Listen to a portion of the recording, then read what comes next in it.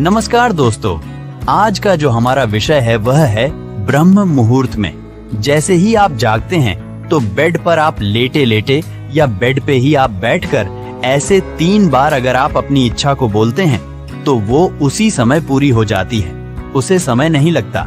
वो कैसे करें ऐसा कि जिससे आपकी कोई भी इच्छा हो, चाहे वो भौतिक वस्तुओं की कोई इच्छा हो, चाहे वो रिलेशनशिप की कोई हो या अन्य कोई भी, दुनिया में आपकी इच्छाएं हो वो, या आपकी आध्यात्मिक इच्छा है, कोई आध्यात्मिक स्तर में कहीं आगे बढ़ना चाहते हैं या उससे रिलेटेड कोई भी इच्छा है, तो वो सब पूर्ण हो जाएंगी अगर आपको ब्रह्म मुहूर्त में इस तरह से 3 बार बोलेंगे। तो दोस्तों, इस विषय में पूरी जानकारी से आपको हम बताने जा रहे हैं, तो वीडियो में अंत तक बने रहे ताकि आप भी इसका रहस्य जान पाए और आप भी इस संसार के जो भोग विलास और उषा अध्यात्म को पा सके। दोस्तों, पहले हम ब्रह्म मुहूर्त का समय जान लेते हैं। वैसे तो ब्रह्म मुहूर्त का समय 3 से 5 कहा जाता है, लेकिन आप फिर भी 3:36 से ये समय शुरू होता है और ये सुबह के 5:30 तक ब्रह्म मुहूर्त का समय रहता है। अगर आप किसी और देश में रहते हैं जिससे आपको इन समय का नहीं पता लग रहा है कि कौन सा समय ब्रह्म मुहूर्त का है, तो आप देख ले आपके सूर्य कितने बजे निकलता है, उससे 1.5 घंटे पहले का समय ब्रह्म मुहूर्त कहलाता है। तो आप अपने जिस भी कंट्री में रहते हैं, देश विदेश जहां भी आप रहते हैं, वहां के सूर्य के उगने का समय आप चाहे गूगल पर ही चेक करके आप कर सकते हैं। कितने बजे आपका सूर्य उदय होगा आपके देश में, तो उसके 1.5 घंटे पहले का समय आप माइनस कर ले तो वो आपका ब्रह्म मुहूर्त का समय निकल जाएगा। उस समय आपने बैठकर ये जो आपको हम आज बताएंगे, इसे ऐसे ही आपको करने हैं, तो आप हर तरह के सुख सुविधाएं और उस अध्यात्म सभी चीजों को पा सकते हैं। दोस्तों, हर व्यक्ति के जीवन में किसी ना किसी चीज की कमी जरूर रहती है। किसी को पढ़कर आगे बढ़ने की, किसी को सरकारी जॉब लगने की, किसी को प्राइवेट जॉब लगने की, किसी को MNC कंपनी में जॉब लगना है, किसी को अपना व्यापार शुरू करना है, किसी को व्यापार में अलग अलग अपॉर्चुनिटी चाहिए, किसी को अपने को आगे बढ़ाना है, आगे की पोजीशन लेनी है, किसी को संसारित जो है बच्चे चाहिए, लड़की चाहिए, लड़का चाहिए, शादी करनी है, इस तरह के कई तरह की घर चाहिए, कर्ज है, बहुत सी चीजें उनको चाहिए होती हैं जिनकी वजह से वो वंचित रहने के कारण असंतुष्ट रहते हैं। किसी को धार्मिक अध्यात्म में आगे बढ़ना चाहता है या उस परमात्मा से एक होना चाहता है, आत्मा साक्षात्कार करना चाहता है। हर किसी की कोई ना कोई इच्छा है। तो ये ब्रह्म मुहूर्त का ये समय ऐसा होता है जिस समय सभी देवी देवता विचरण कर रहे होते हैं, सभी जगह उनकी ऊर्जाएं व्याप्त होती हैं। तो उस समय उनमें से जो सरस्वती माता है वो भी विद्यमान होती है सभी जगह। तो उस समय अगर आप ये ध्यान भजन करके इस तरह से अपनी विश्व मांगते हैं तो आपकी इच्छा पूरी हो जाती है। हमारे जो पूर्वज है, माता पिता थे, हमारे दादी दादा नानी नाना या हमारे और भी पुराने आर्षि मुनि जो थे, वो ब्रह्म मुहूर्त में उठते थे।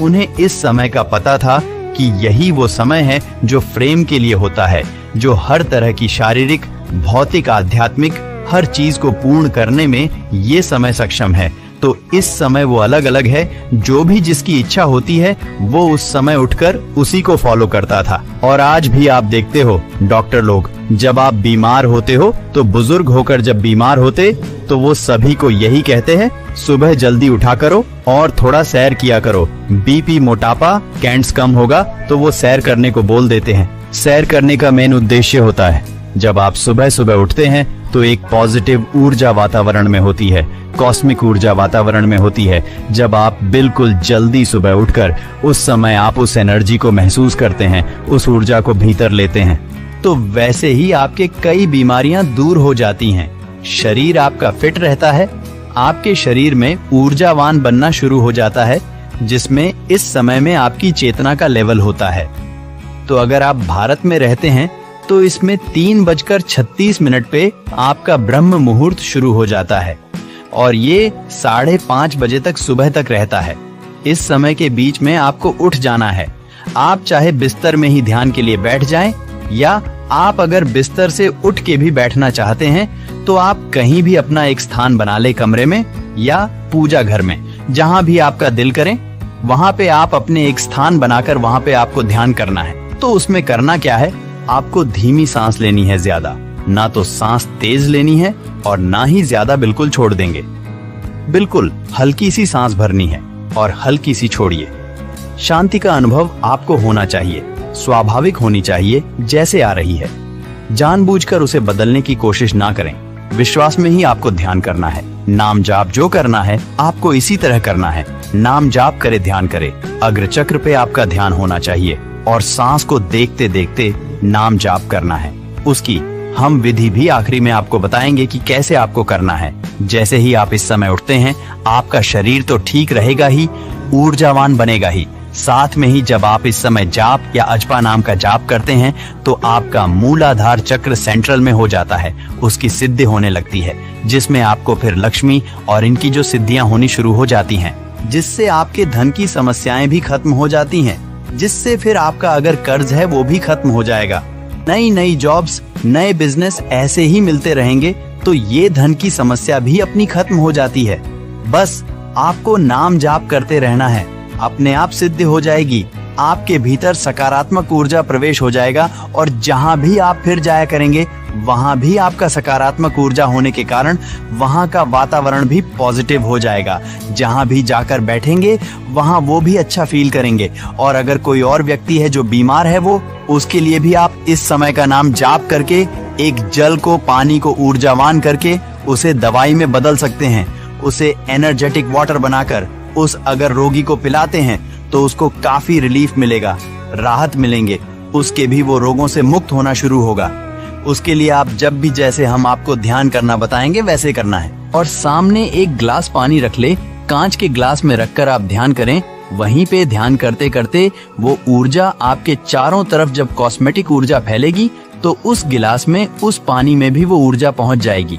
तो जिस भी आप रोगी को वो जो चमत्कारी अपनी जल बना लिए हैं, एनर्जेटिक जल बना लिया है, वो उसको आप खिलाएंगे तो आप देखेंगे पॉजिटिव ऊर्जा का जल जब उसके अंदर जाएगा तो ठीक होना शुरू हो जाएगा।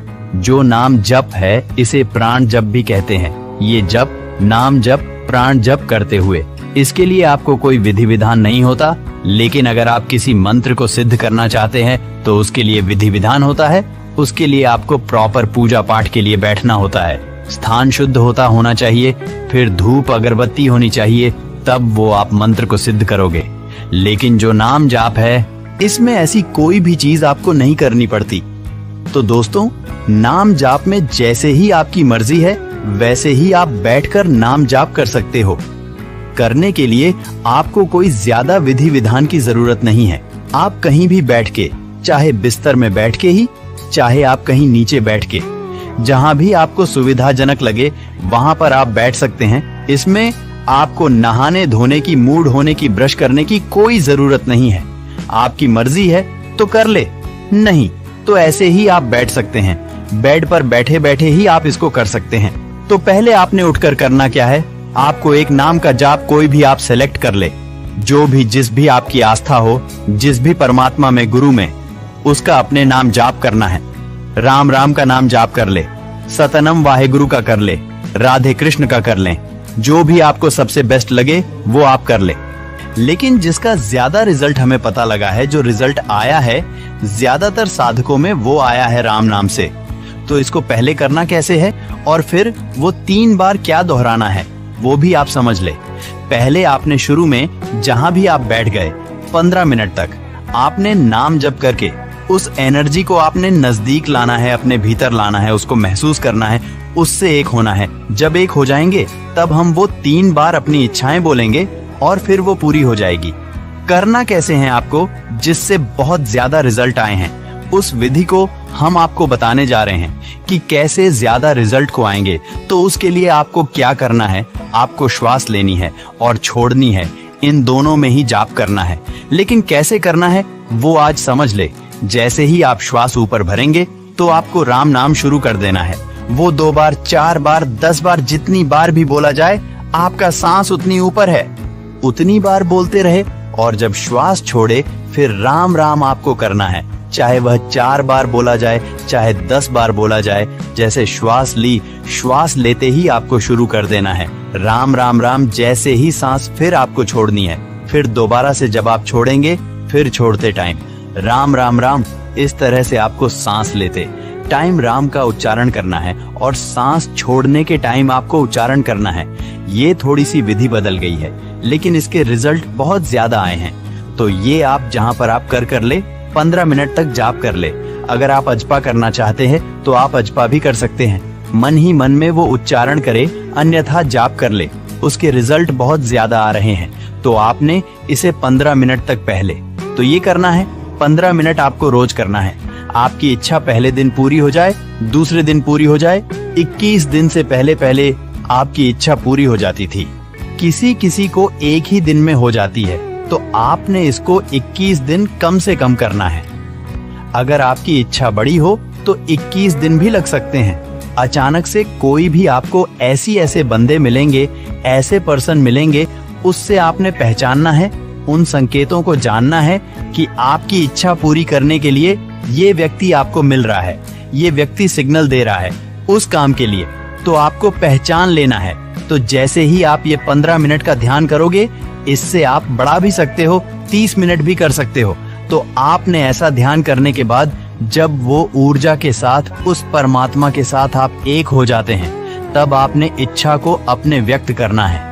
जो भी इच्छा आपको चाहिए, आपको 3 बार फिर बोलिए, सांस लेते टाइम, फिर उस शिक्षा को बोलेंगे और फिर सांस छोड़ दे, फिर श्वास भरे और फिर वो इच्छा दोबारा बोलिए, फिर सांस छोड़ दे, फिर सांस को तीसरी बार भरना है और फिर उस इच्छा को बोल के फिर सांस छोड़ देंगे। मैं इस श्वास भर के उस इच्छा को बोलना है, चाहे आप बोल दें या अपने मन ही मन से बोल दे, तब भी अब काम बन जाएगा। तो ये आपको 15 मिनट के बाद ही ऐसा करना है। जो आपने ये नाम जाप किया है वो चाहे 15 मिनट करे, चाहे 30 मिनट, कम से कम जरूर करें। और फिर आप देखेंगे आपकी प्रार्थना उस परमात्मा के पास तुरंत ही पहुंच जाएगी। और वो तो सारे ब्रह्मांड उसी का है, उसी ने ये सब बनाया है, तो उसी से आपने मांगा है। तो वो, उसके लिए तो कुछ असमर्थ है ही नहीं कि आपको दे ना सके। वो तो देने वाला है, सभी को दिया है। उसने सारी सृष्टि ही उसी की है। उसमें से आपको कोई थोड़ा सा अंश चाहिए होता है, वो तुरंत आपकी इच्छा पूरी कर देता है। नमस्कार। आज के वीडियो में आपको सिर्फ इतनी ही जानकारी दी जाएगी। धन्यवाद।